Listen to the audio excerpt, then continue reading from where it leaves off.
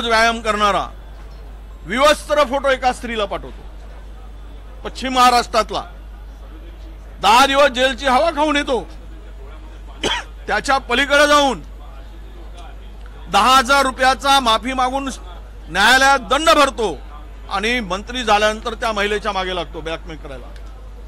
विवस्त्र photo पाठवलेला मंत्री जर मंत्रिमंडळात असेल आणि एक तर महाभाग उत्तर महाराष्ट्रातला मंत्री माजी राष्ट्रपतीची जमीन धापतो, म्हणजे कल्पनाच करू शकत नाही केवढी हिंमत या मंत्र्यांची। पहिली महिला राष्ट्रपती, त्यांची जमीन 26 एकर बोगस प्रमाणपत्र घेऊन आणि तो मंत्रिमंडळामध्ये मान वर करून फिरतो। यापेक्षा लज्जास्पद,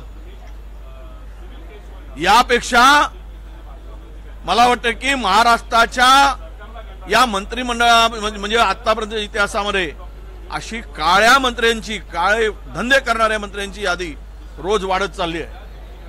आणि म्हणून या सगळ्या मंत्र्यांना त्या ठिकाणी मंत्रिमंडळात किंवा मंत्री म्हणून